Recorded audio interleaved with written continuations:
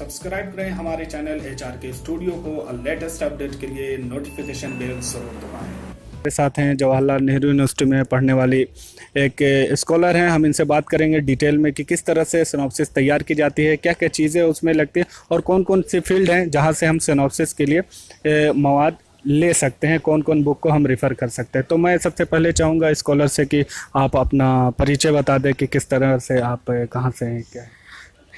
Hello friends, मेरा नाम सरिता माली है। मैंने मुंबई से ग्रेजुएशन किया और 2014 में मैंने JNU में MA हिंदी से एंट्रेंस क्वालिफाई किया और अभी 16 में मेरा एडमिशन यहाँ पे हुआ MPhil में। अभी मैं PhD कर रही हूँ और MPhil अभी मैंने जमा किया है। हाल ही में मेरा इंटरव्यू हुआ है, मुझे MPhil अवार्ड हुई है। तो बाकी आप प्रश्न कीजिए। हाँ, तो ये तो इनका इंट्रोडक्शन था। इसके बाद हम सबसे पहले आपसे ये क्वेश्चन करना चाहते हैं कि जैसे हम सिनॉप्सिस तैयार करते हैं, तो सबसे पहले तो ये बताइए कि सिनॉप्सिस हम क्यों तैयार करते हैं या इसकी क्या ज़रूरत है। देखिए, सिनॉप्सिस तैयार करने के लिए सबसे महत्वपूर्ण, सबसे कठिन मैं कहूँगी कि और सबसे बड़ा निर्णय ये होता है कि आप किस विषय पर काम करना चाहते हैं। जो मुख्यतः बच्चे जो एंट्रेंस क्वालिफाई करते हैं या जो निकालते हैं प्रवेश परीक्षा, तो सबसे पहले जो उनके सामने जो सबसे बड़ा प्रश्न आता है वो होता है विषय चयन का, कि आखिर उनका विषय कौन सा रखें। बच्चे बहुत कंफ्यूज होते हैं कि किस विषय पर हमें काम करना है। सबसे पहला जो प्रारंभिक चुनौती है जो यह आती है, जो मेरे भी समक्ष आई, कि मैं जैसे साहित्य की छात्रा हूँ, तो मैं कहानी में सिनॉप्सिस बनाऊं कि उपन्यास में बनाऊं कि कविताओं पर ले जाऊं। इस पर मैं बच्चों को ये कहना चाहूँगी कि सबसे पहले अपनी रुचि देखें कि उनकी रुचि क्या है। अगर उन्हें कविताएं अच्छी लगती हैं तो कविताओं पर बनाएं, कहानी अच्छी लगती है तो कहानी पर बनाएं, उपन्यास अच्छा लगता है तो उपन्यास पर बनाएं। तो जो सबसे पहली चुनौती है, इसको पहले मुझे लगता है कि क्या होना चाहिए प्रारूप, उससे ज़्यादा महत्वपूर्ण ये है कि किस पर हम सिनॉप्सिस लेकर जाएं। तो इस पर मुझे लगता है कि बच्चों को विशेष तौर पे ध्यान देना चाहिए। अच्छा, जैसे मैं ये पूछना चाहता हूँ एक और बात कि जैसे इंटरेस्ट हो जिस सब्जेक्ट में या जिस फील्ड में इंटरेस्ट हो उसी पे बनाना चाहिए। लेकिन ऐसा है कि जैसे हमारा इंटरेस्ट कविता में है, हाँ। लेकिन कविता में भी बहुत सारे ऑप्शन होते हैं, तो उनमें से मतलब किसको हम किसी एक को भी उठा ले ऐसे ही, या फिर उसमें भी हमारा कुछ इंटरेस्ट हो या हमने पहले से पढ़ रखा है। सर, यहाँ पे इसे इस तरह से देख सकते हैं कि अलग अलग विश्वविद्यालय हैं, उनके अलग अलग नियम हैं। मैंने ये तो कह दिया कि इंटरेस्ट पर ज़्यादा ध्यान दीजिए, लेकिन जिस विषय पर हम सिनॉप्सिस ले जा रहे हैं उस पर मटेरियल कितना अवेलेबल है, ये भी एक चुनौती है। क्योंकि इंटरव्यू में बोलना भी अपने आप में एक बहुत महत्वपूर्ण है। इंटरव्यू में केवल ये नहीं, मुझे लगता है कि विषय क्या आप लाए हैं बनिस्पत ये देखा जाता है कि आपकी उस विषय पर पकड़ कितनी है और क्या आप उस विषय के संबंध में एक शोधार्थी की तरह सोच पा रहे हैं या नहीं। ये महत्वपूर्ण सवाल है। तो जैसे सर ने अभी एक उदाहरण दिया कि मान लीजिए मुझे कविता में इंटरेस्ट है, तो कविता में जो आप पहले, मुझे लगता है कि सिनॉप्सिस बनाने की शुरुआत आप इससे कर सकते हैं कि कितना काम हुआ है। आप अलग अलग विश्वविद्यालयों में एक शोध गंगा करके वेबसाइट भी है, मैं ये भी आपको जानकारी देना चाहूँगी।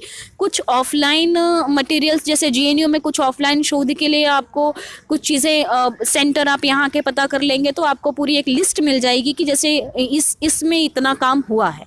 तो आप फिर उसे कंपैरेटिव एनालाइज कर सकते हैं कि इस विषय पर यहाँ पर ये काम हुआ है और इस क्षेत्र में बाकी है। तो अलग अलग विश्वविद्यालय मेरे हिसाब से शायद अपनी उनकी वेबसाइट है और उस पर आपको जानकारी मिल जाएगी। शोध गंगा करके एक मुख्य रूप से वेबसाइट है जिस पे आप पता लगा सकती हैं कि ये विषय पर काम हुआ है। सर ने कविता का एग्जाम्पल दिया, तो कविता में मान लीजिए कि अज्ञे पे काम हुआ है, शमशेर पे काम हुआ है हिंदी में, या समकालीन कविताओं पर हुआ है, लघु कविता, दीर्घ कविता, अलग अलग विषयों पर काम हो रहे हैं। तो आप उसका कंपैरेटिव एनालिसिस करिए, फिर थोड़ा बहुत आप देखिए कि किस क्षेत्र में काम करने की संभावनाएं ज़्यादा है और थोड़ा सा आपकी रुचि भी हो। तो वो दोनों चीज़ मुझे लगता है बैलेंस करके तब आप अपना सिनॉप्सिस का विषय चयन कीजिए।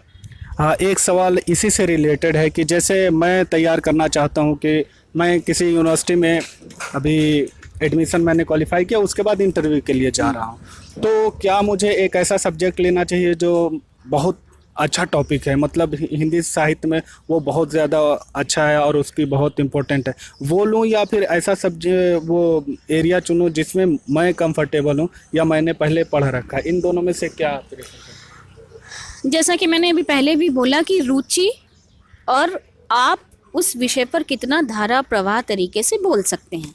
जेएनयू की अगर मैं बात करूं तो 2016 में मैंने जेएनयू का इंटरव्यू दिया और मैं मोहन राकेश की कहानियों पर मैं लेकर गई थी। तो वो बहुत कठिन विषय नहीं था, न ऐसा विषय था कि बहुत ज़्यादा काम उस पर हो गए थे। जेएनयू में हालांकि ये आपको एक ऑप्शन मिलता है कि आप बाद में अपना शोध विषय बदल सकते हो, लेकिन शायद दिल्ली विश्वविद्यालय में ये ऑप्शन नहीं है। तो यूनिवर्सिटी के अनुरूप आप वो डिसीजन लीजिए। हाँ, सर का सवाल ये था कि क्या मैं वो विषय चयन करूँ जिसमें मैं बोल सकता हूँ, या हो सकता है कि वो विषय कठिन भी हो। लेकिन दो बातों को आप ध्यान में ये रखिए, विषय चयन थोड़ा सा नवीन हो, जिस पे काम करने की संभावनाएं हो, और दूसरी चीज़ रुचि भी हो आपकी, और उस पर जो है मटेरियल जो है, जो किताबें हैं, आपको आसानी से उपलब्ध हो। और तीसरी चीज़ कि आप इंटरव्यू में एक शोधार्थी की तरह अपनी मुख्य बातों को वहाँ पर रख सके, क्योंकि इंटरव्यू जो होता है जेएनयू का जो होता है 10 मिनट का मुझे लगता है होता है, ड्यू में शायद और कम 2-3 मिनट में वो इंटरव्यू लेते हैं। तो वहाँ पर आप कितना ज़्यादा पढ़े हैं, आप ये चीज़ आप वहाँ पर नहीं बता सकते। आपसे वो 2-3 सवाल करेंगे और 2-3 सवाल में ही आपको पूरी तरह से अपनी बातें जो है वहाँ पर रखनी होती है। तो विषय चयन करते समय जो मैंने आपको 3 बात बताई है कि किताबें कितनी उपलब्ध हैं रुचि के अनुसार, और जो आप इंटरव्यू में उस चीज़ को डिफेंड कर सकें कि हाँ, मैंने इस विषय पर चयन किया है, इस पर यह काम हो चुका है और यह काम होने की संभावनाएं हैं। तो इन 3 बातों को आप ध्यान में रखिए। ऐसा नहीं है कि आप बहुत कठिन विषय ले जाएंगे तो आपको बहुत ज़्यादा नंबर मिलेंगे। आप सरल विषय ले जाइए, आपकी रुचि का हो और आप बेहतर तरीके से वहाँ पर बोल सकें। मैम की बातों से ये निकलता है कि आपको पूरी तरह से इत्मीनान के साथ जिसमें आप कंफर्टेबल हो, आसान भी हो, कोई दिक्कत नहीं है। इम्पोर्टेंट ये है कि आप वहाँ पे कितना उनको रिप्लाई देते हैं और कितना उनको सेटिस्फाई कर पाते हैं। तो जब आप टॉपिक सेलेक्ट कर रहे हो तो उस वक्त इस बात का आप ध्यान रखिए सिनॉप्सिस में। दूसरी बात मैं जो पूछना चाहता हूँ यहाँ पे स्ट्रक्चर के बारे में। हम सिनॉप्सिस तैयार करते हैं, कितने पेजेस की होनी चाहिए, क्या क्या स्ट्रक्चर है जो अभी तक बहुत इम्पोर्टेंट है और जो मतलब एकेडमिक्स में चलता है स्ट्रक्चर, उनके बारे में थोड़ा सा कुछ विस्तार से बताएं। हाँ, ये थोड़ा महत्वपूर्ण सवाल है क्योंकि बच्चों को इस पर बहुत सारी चीज़ें नहीं पता होती हैं। मेरे समय भी ऐसा ही हुआ कि बहुत सारे लोग सिनॉप्सिस बहुत ही उल्टे तरीके से बना कर लाए थे। तो जो इंटरव्यू पैनल बैठा था, उन्होंने जो इंटरव्यू लिया, उन्होंने उन्हें टोका भी। तो कुछ महत्वपूर्ण मैंने जो सिनॉप्सिस बनाया था, कुछ महत्वपूर्ण जो टाइटल हैं वो मैं तैयार करके लाई हूँ। एक समरी के तौर पर मैं आप लोग को बताना चाहूँगी कि सिनॉप्सिस जो आपका हो, ज़्यादा ऐसा भी नहीं कि 10-20 पन्ने का आपने बना लिया, और ऐसा भी नहीं हो कि 2-3 पन्ने में आपकी बातें ख़त्म हो जाएं। ठीक है, तो मुझे लगता है कि 5 से 10 पेज के अंदर, ज़्यादा से ज़्यादा अगर आप बहुत ज़्यादा रुचि रखते हैं तो 10, कम से कम 5 पेज आप अपने सिनॉप्सिस का जो एक स्ट्रेंथ है, जो लंबाई है, उतना आप रखिए। पहला जो आपका विषय होना चाहिए, मैं हिंदी साहित्य की विद्यार्थी रही हूँ तो मैं उसी का उदाहरण लेकर अपनी बात रखूँगी। पहला सिनॉप्सिस का जो पहला टाइटल हो आपका हो उद्देश्य, कार्यक्षेत्र और संभावनाएं। उसमें आप अपने विषय के बारे में, आपका उस विषय पर काम करने के उद्देश्य क्या है, उसका कार्यक्षेत्र क्या है। जैसे मान लीजिए मैंने मोहन राकेश की कहानियों पर मैं बनाकर लेकर गई थी, तो मोहन राकेश की कहानियों में उसका कार्यक्षेत्र क्या है, मतलब 1940 से लेकर 60 के दशक की वो कहानियाँ थी मेरी। उस दौरान कौन कौन से प्रमुख मुद्दे थे, रचनाकार ने उन मुद्दों को किस बेबाकी की, किस गहराई के साथ अपने साहित्य में उठाया था। तो आपका कार्यक्षेत्र वो होगा। दूसरा, शोध परिकल्पना, हाइपोथेसिस, कि आपकी शोध की परिकल्पना क्या होगी, आप किन किन मुद्दों को आप वहाँ पर उठाएंगे, किस तरह से आप एनालाइज करेंगे। एक आपको पूरा अपने शोध प्रबंध की एक परिकल्पना बतानी है। तीसरा जो है, शोध के प्रश्न। कोई भी शोध होता है, शोध जैसे कि हिंदी के बहुत चर्चित आलोचक हैं वो कहते भी हैं, नामवर सिंह, कि शोध जो है वो अनिश्चितता से निश्चितता की ओर जाना, मतलब अनसर्टेनिटी से सर्टेनिटी की ओर जाने की एक यात्रा है। तो उसमें कुछ प्रश्न होते हैं जिससे शोधार्थी टकराता है। तो आपके शोध के जो प्रश्न हैं वो पूरी तरह से क्लियर होने चाहिए कि ये मेरे शोध के प्रश्न हैं और इन मुद्दों से मुझे टकराकर अपनी बात रखनी है। शोध की वर्तमान स्थिति, शोधार्थी को यह मुद्दा पूरी तरह से क्लियर होना चाहिए कि कौन कौन से, कभी कभी विषय के क्या कहते हैं कि बार बार रिपीट होने का जो है वो खतरा होता है कि एक ही विषय में बार बार शोध होते जाते हैं, बातें वही होती हैं, घुमा फिरा के लोग लिखते हैं। तो शोध की वर्तमान स्थिति पे शोध गंगा वेबसाइट, जैसे मैंने बताया आपको, बहुत ऑनलाइन बहुत अच्छी वेबसाइट है, उस पर आपको जानकारी मिल जाएगी कि क्या है, अलग अलग विश्वविद्यालय में जो हैं किस तरह के शोध हो रहे हैं, आपके विषय से संबंधित कितने शोध हो गए हैं। और तीसरा है शोध प्रविधि, रिसर्च मेथोडोलॉजी, उसमें कौन सा प्रविधि आप इस्तेमाल करना चाहते हैं, तुलनात्मक है, विश्लेषणात्मक है, आलोचनात्मक है, कई पद्धतियां हैं।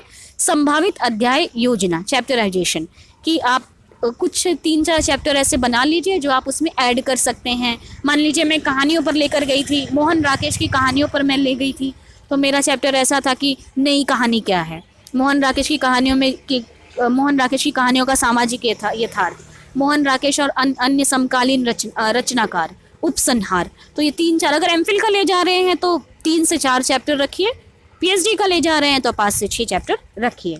और उसके बाद आता है आधार ग्रंथ आपका। आप किसी रचनाकार पर ले जा रहे हैं तो उसके कुछ आधार ग्रंथ बनाइए, ठीक है, और उसी टेक्स्ट को आधार बना के आप अपना शोध करेंगे। किसी समय विशेष को लेकर अगर आप अपना सिनॉप्सिस ले जा रहे हैं तो उसमें आप कुछ चुनिंदा रचनाकारों को चुनिए या उनकी किताबों को अपना आधार ग्रंथ बनाइए। उस चीज़ को लेके आपको क्लियर होना चाहिए कि आपके आधार ग्रंथ 5 हैं, 10 हैं, 15 हैं। ऐसा नहीं है कि आप 15 लिख रहे हैं और 5 पे आप बात कर रहे हैं। सहायक ग्रंथ जो रेफरेंसेस हैं, रेफरेंसेस कुछ भी हो सकता है, किताबें हो सकती हैं, मैगजीन हो सकता है, न्यूज़पेपर्स हो सकते हैं, ऑनलाइन वेबसाइट हो सकते हैं। तो ये मुख्य रूप से 8 आपके जो सिनॉप्सिस है उसमें 8 मुख्य टाइटल होना चाहिए। एक बार मैं फिर से पढ़ देती हूँ। उद्देश्य, पहला उद्देश्य, कार्यक्षेत्र और संभावनाएं। दूसरा शोध की परिकल्पना मतलब रिसर्च हाइपोथेसिस। तीसरा शोध के प्रश्न। चौथा शोध की वर्तमान स्थिति। पांचवा शोध प्रविधि। छठवां संभावित अध्याय योजना मतलब चैप्टराइजेशन। सातवां आधार ग्रंथ और आठवां सहायक ग्रंथ।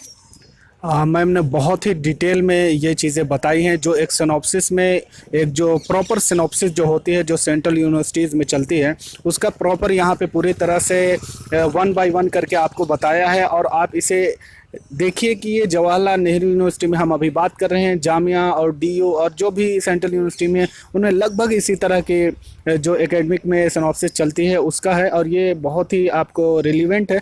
तो आप इन सारी चीज़ों पे ज़रूर ध्यान दीजिए। मैं मैम से इससे इन सारी चीज़ों के हवाले से एक क्वेश्चन और करना चाहता हूँ कि जैसे हमें आपने बताया इंट्रोडक्शन थोड़ा लिखना है, क्वेश्चन वगैरह कुछ लिखने हैं, ये तो इंट्रोडक्शन हम कितना लिख सकते हैं इसका, या इंट्रोडक्शन बड़ा कर दें कितना, 4 लाइन 5 लाइन या कुछ एक पैराग्राफ? हाँ, इसमें जो मैंने 8 टाइटल बताया है, जो शीर्षक बताए हैं, उसमें जो 2 शीर्षक हैं वो थोड़ा बड़े लिखे जाते हैं। पहला जो है उद्देश्य, कार्यक्षेत्र और संभावनाएं, ये आप 1 से 1.5 पेज रखिए। शोध की परिकल्पना वो भी 1 से 1.5 पेज रखिए।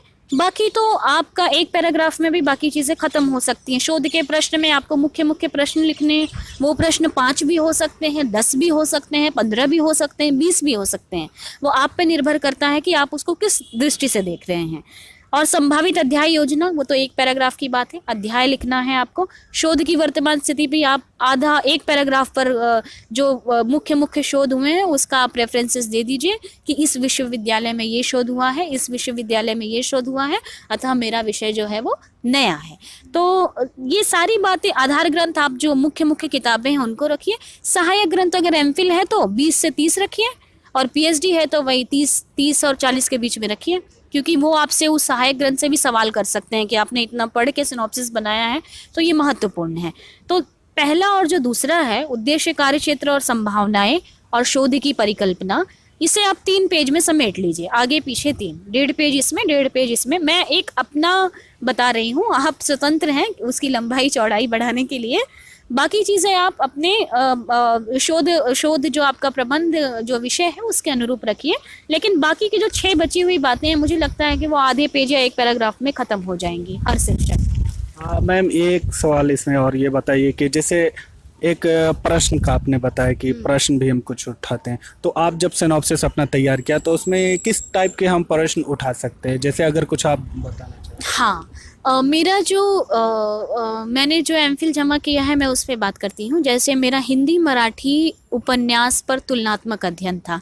हिंदी में एक उपन्यास है 1990 के दशक में प्रकाशित है, ये डूब उपन्यास, हिंदी के विद्यार्थी उससे परिचित होंगे। मराठी में एक उपन्यास है झाड़ा झड़ती, विश्वास पाटिल ने लिखा है।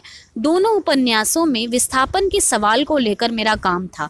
तो शोध के प्रश्न उसमें क्या थे, कुछ महत्वपूर्ण प्रश्नों पर मैं बात करना चाहूँगी। पहला तो ये था कि विस्थापन की परिभाषा क्या है। दूसरी चीज़ ये था कि उत्तर भारतीय और जो एक मराठी समाज है उन दोनों में विस्थापन की समस्या का तुलनात्मक अध्ययन करने की संभावना होगी। तीसरा सवाल था कि इस मेरे शोध विषय के माध्यम से विस्थापन में एक स्त्री समाज जो पूरी तरह से गायब है उस पर मैंने बात किया। चौथा सवाल ये था कि विस्थापन के द्वारा जो एक पुनर्वास होता है, जो एक स्थान से दूसरे स्थान पर उठाकर लोगों को रखा जाता है, या जो सड़कें बनती हैं, जो बांध बनता है, उसके द्वारा जो विस्थापन होता है, लेकिन आज वर्तमान स्थिति में उन लोगों की क्या परिस्थितियां हैं। तो ये मेरे 3-4 महत्वपूर्ण मुद्दे थे जो मैंने अभी एमफिल जमा किया, उस पर मैंने उठाया था। ये जो मैं एक एग्जाम्पल के माध्यम से आपको बता रही हूँ कि उसमें विस्थापन की समस्या पर बात थी, हिंदी मराठी समाज का तुलनात्मक अध्ययन था, विस्थापन की त्रासदी में स्त्री समाज पर मैंने चर्चा की, पुनर्वास, मिथक और यथार्थ के बारे में मैंने चर्चा की। तो ये आपके जो है शोध के प्रश्न हो सकते हैं। और एक तरह से आप ये मानिए कि ये जो आपका एक आधार जो होता है मुख्य रूप से, कि आपका जो पूरा शोध प्रबंध उन प्रश्नों के ऊपर टिका हुआ रहेगा कि जब भी आप किसी भी चीज़ की तुलना करेंगे तो वो प्रश्न एकदम जहन में आना चाहिए कि अगर मैंने स्त्री की बात की तो मराठी समाज की स्त्री कैसी थी मेरे शोध प्रबंध में, और उत्तर भारतीय समाज की स्त्री कैसी थी। तो ये मुख्य रूप से मुझे लगता है कि प्रश्न हैं जो आप कितने भी हो सकते हैं, 5 हो सकते हैं, 10 हो सकते हैं, 7 हो सकते हैं, 8 हो सकते हैं। वो शोधार्थी के ऊपर निर्भर करता है कि वह उन प्रश्नों को किस तरह देखता है। तो हमने यहाँ पे देखा कि सिनॉप्सिस किस तरह से की इम्पोर्टेंस क्या है, क्यों बनाना चाहिए। उसके अलावा हमने पूरा स्ट्रक्चर वाइज उसका जो सिस्टम है वो हमने देखा कि मैम ने बताया कि किस तरह से इसको पूरा स्ट्रक्चर होता है, ये सारी चीज़ें। एक चीज़ और जो यहाँ पे इम्पोर्टेंट है, जब हम क्वालिफाई करके आते हैं तो हमें इंटरव्यू देना होता है। हमने सिनॉप्सिस बना ली, अब हम जाएंगे इंटरव्यूअर के पास। वहाँ पे मैं जानना चाहता हूँ कि माहौल किस तरह का रहता है, ये जो प्रोफेसर वगैरह होते हैं किस तरह से, ज़्यादा दबाव होता है या पूरा, आपने जैसे 2-3 जगह दिया होगा, तो मैं जो आपने जैसे JNU का भी बताया, तो मैं चाहता हूँ कि JNU में जो माहौल किस तरह से आपको वहाँ पे टीचर्स का। सबसे पहली बात तो मैं ये कहना चाहूँगी, मैंने जो किया वो कोई शोधार्थी ना करे, क्योंकि मैंने JNU का ही एंट्रेंस दिया था, एक ही एंट्रेंस दिया था और एक ही इंटरव्यू दिया था। तो JNU के बारे में मैं बात करना चाहूँगी, बिल्कुल डरने की ज़रूरत नहीं है। यहाँ के टीचर्स बहुत ही दोस्ताना तरीके से व्यवहार करते हैं। ऐसा कुछ नहीं है कि वो बैठते ही आपको बड़े बड़े सवाल दागना शुरू करेंगे, कि ऐसा कुछ नहीं है। बस आप अपने विषय को अच्छी तरह से तैयार करिए, अपने विषय की एकदम सरल समझदारी रखिए। लोग कठिन पढ़ने के चक्कर में सरल चीज़ों को भूल जाते हैं, तो उस चीज़ से बचिए। मैं भी थोड़ा डर रही थी, ऐसा नहीं है, मेरे अंदर भी थोड़ा भय था, लेकिन मैं जैसे ही अंदर गई वहाँ पे 8-10 फैकल्टी मेंबर्स बैठे थे। ऐसा कुछ नहीं, वो आपसे नाम पूछते हैं, आपकी यूनिवर्सिटी का नाम पूछते हैं, बहुत ही स्माइलिंग फेस के साथ। मुझे तो ये भी पूछा था पानी वगैरह पीना है तो पी लो, घबराओ मत। ऐसा नहीं है, बिल्कुल बहुत ही फ्रेंडली बिहेवियर होता है, तो आपको बिल्कुल डरने की ज़रूरत नहीं। JNU में तो ऐसा होता है, बाकी विश्वविद्यालयों के विषय में मैं उतना नहीं कह सकती। आपसे बाकायदा सवाल भी पूछा जाएगा, और आप ये देखिए कि देखिए, मुझे लगता है ना कि वो आपके हाथ में है कि आप अपने इंटरव्यू को किस दिशा में मोड़ते हैं। आप जिस तरह से सवाल का जवाब देंगे, आपके प्रश्न उन्हीं में से बनेंगे। कोई भी जो फैकल्टी होता है वो आपके विषय पे पहले से सवाल तैयार करके नहीं आता है, तो डरने की ज़रूरत नहीं है। वही चीज़ बोलिए इंटरव्यू में जिस पे आप कॉन्फिडेंट हो। आई कांटेक्ट रखिए। सवाल अगर एक शिक्षक पूछ रहा है तो इसका मतलब ये नहीं है कि आप लगातार उसे घूर के उत्तर दिए जा रहे हैं। सभी टीचर्स को बराबरी से देखिए, और आवाज़ थोड़ा सा ऊंची रखिए, बात कर, ऐसा बहुत सारी चीज़ें ऐसी होती हैं कि बोलते बोलते शोधार्थी डर जाता है, तो घबराहट सी होने लगती है। बिल्कुल घबराने की ज़रूरत नहीं है, आप कॉन्फिडेंट रहिए, अच्छे से पढ़ कर आइए। बार बार इस बात पे जोर दूंगी, विषय को सोचिए, समझिए, आई कांटेक्ट बराबर रखिए, अच्छे से मुस्कुराकर जवाब दीजिए, और कोई चीज़ नहीं आता है तो गलत कहने से बचिए। ये मुझे लगता है कि हर, चाहे वो आईएएस टॉपर हो, चाहे वो यूनिवर्सिटी टॉपर हो, या कोई भी इंटरव्यू देकर आया हो, वो ये बात हमेशा कहता है कि गलत जवाब देने से अच्छा है कि आप मुस्कुराकर उस चीज़ को मना कर दीजिए। ऐसा नहीं है, मेरे साथ भी ऐसा हुआ। मुझे इंटरव्यू में हाईएस्ट नंबर थे, लेकिन मैं 2-3 सवाल ऐसे मेरे सामने आए कि मैं उनका जवाब नहीं दे पाई। मैंने कहा सर मैंने इस विषय में नहीं सोचा है, कुछ सवाल आपसे जेएनयू में थोड़ा इंटेलेक्चुअल सवाल भी होता है, डरिए मत लेकिन वो अगर आप अपने विषय को अगर आप पढ़े हैं तो अच्छे से आप जवाब दे सकते हैं। जेएनयू में ये तो है कि आपको विषय आपको अच्छे से पढ़ के आना होगा, क्योंकि वो एकदम छिछलेदार भाषा या छिछलेदार सवाल यहाँ पर नहीं किए जाते हैं। तो कुछ सवाल मुझसे भी ऐसे किए गए, तो थोड़ा बचते हुए किसी बड़े रचनाकार या बड़े आलोचक को जल्दी से क्रिटिसाइज मत करिए। जो मेरा कहना है, बैलेंस होकर जवाब दीजिए, किसी भी तरह के अतिवाद में मत चलिए कि हम ये चीज़ मानते हैं यही सही है। आप अगर मान लीजिए कुछ ऐसा सवाल होता है, किसी विमर्श पे होता है, या तो आप ये कह सकते हैं कि सर संभावनाएं तो बहुत हैं, आगे भी बहुत चीज़ें हो सकती हैं, लेकिन अभी मेरा यह मानना है, ये नहीं कि मैं यही मानता हूँ और यही सच है। तो इस तरह से, क्योंकि वहाँ पर आपको एडमिशन लेना आपकी प्राथमिकता होती है, शोध तो आप बाद में भी कर सकते हैं। अच्छा, ऐसा कोई ऑप्शन है कि जैसे हम एक सिनॉप्सिस लेकर गए, बाय चांस किसी और विद्यार्थी ने भी वो लिया है, तो वहाँ पे किस तरह से कुछ आइडिया आपको इस टाइप से है या कोई मिला जो बताए? बाय चांस किसी का अगर टकरा जाए तो उसको उस वक्त तो टाइम नहीं है कि हम कुछ कर सकते हैं, तो यहाँ पे क्या कुछ? नहीं, कोई डरने की ज़रूरत नहीं है। हाँ, मैं मेरे समय में मोहन राकेश की कहानियों पर लेकर गई थी, मुझे लगता है और 4-5 लोग लेकर आए थे। तो ऐसा नहीं है, डरने की ज़रूरत नहीं है। विषय तो जाहिर सी बात है, आपके बोलने का तरीका अलग होगा, आपके शोध प्रश्न अलग होंगे, आपकी जो आपका जो विषय होगा उस पर आपके देखने का नज़रिया अलग होगा। हो सकता है कंटेंट समान हो, जो विषय वस्तु है वो समान हो, लेकिन उसमें डरने की ज़रूरत कोई नहीं है। आप जो तैयार करके गए हैं, मेरा खुद एग्जाम्पल है कि 5 लोग और 4-5 लोग और लेकर आए थे, लेकिन अपने आप पे भरोसा रखिए, सबसे बड़ी बात यह है।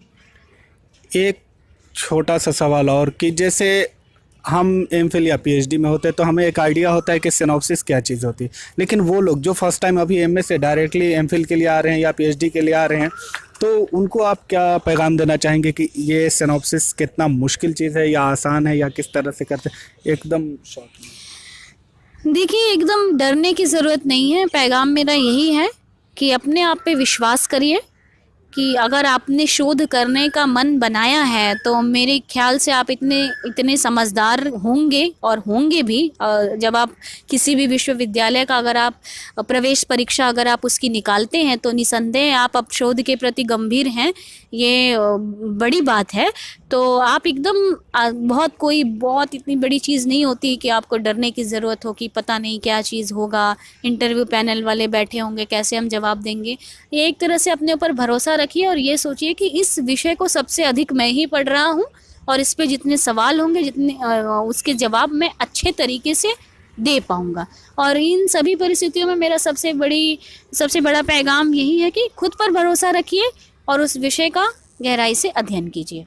ये तो आपने डिटेल में बताया कि इसको मैं जो पूछना चाह रहा था, मैं ये पूछना चाह रहा था कि ये सिनॉप्सिस तैयार करना ये कोई कठिन काम है, या जो जैसे एमए से आ रहे हैं तो उनको हो सकता है वो सोचे कि बहुत कठिन है या कुछ है, उनको क्या बोलना चाहेंगे कि मतलब इसको तैयार करने में मुश्किल आती है, आसान है, सिंपल है, क्या है? पढ़ना आपको पड़ेगा, सरल नहीं है लेकिन कठिन भी नहीं है, मैं ये कहना चाहूँगी। एकदम सरल अगर आप लेंगे तो बोल भी नहीं पाएंगे, और एकदम कठिन लेंगे तभी भी आप नहीं बोल पाएंगे। लाइब्रेरी में जाइए, पढ़िए, और एकदम ये सोचिए कि एक विषय मुझे मिला है, उस पर मुझे तैयारी करनी है और अपनी बात रखनी है। और मुझे लगता है कि ये एक अद्भुत यात्रा होती है कि सिनॉप्सिस तैयार करना, बोलना, उसके बाद इसे इस तरह सोच कर करिए कि शायद दोबारा मौका ना मिले अगर एडमिशन हो जाए मेरा तो। बाकी ये इतना कठिन नहीं है कि आपको कोई परेशानी हो, मेरे हिसाब से। हाँ, इन तमाम चीज़ों के बाद हम यहीं पे अपनी बात को रोकते हैं, और मुझे लगता है कि सारे डिस्कशन यहाँ पे सिनॉप्सिस के ताल्लुक से हिंदी के जो भी कन्फ्यूजन थे मैंने सारे सवाल कर दिए। अब मैं अपने गेस्ट का बहुत बहुत शुक्रिया अदा करना चाहता हूँ कि आप आए हमारे थैंक यू चैनल सर, पे। Thank you. मैं एक चीज़ भी कहना चाहूँगी कि 2014 में मैंने एमए का एंट्रेंस यहाँ पे क्लियर किया। उस समय मैं मुंबई के कॉलेज से पढ़ रही थी। तमाम परेशानियाँ आई मेरे सामने, बहुत मुश्किल मुझे हुई, बहुत भटकना पड़ा ओबीसी की आखिरी सीट पर ही, लेकिन मेरा एडमिशन हो गया जेएनयू में। आप लोग जो ये पहल कर रहे हैं ये बहुत ही बेहतरीन पहल है, और मुझे लगता है कि इस विश्वविद्यालय के बाहर जो विद्यार्थी बैठे हैं, जो कोई कोचिंग नहीं ले सकते हैं, या जिनके पास कोई एक जिनको कोई आइडिया नहीं है कि वो टैलेंटेड हैं, वो पढ़ना चाहते हैं जेएनयू या अन्य विश्वविद्यालय में, लेकिन उन्हें कोई मार्गदर्शन नहीं है उस तरह का, तो आपकी ये पहल काबिले तारीफ़ है। थैंक यू, बहुत बहुत शुक्रिया। इसी के साथ हम इसे ख़त्म करते हैं। आप सब्सक्राइब करें हमारे चैनल एचआरके स्टूडियो को, और लेटेस्ट अपडेट के लिए नोटिफिकेशन बेल जरूर दबाएं।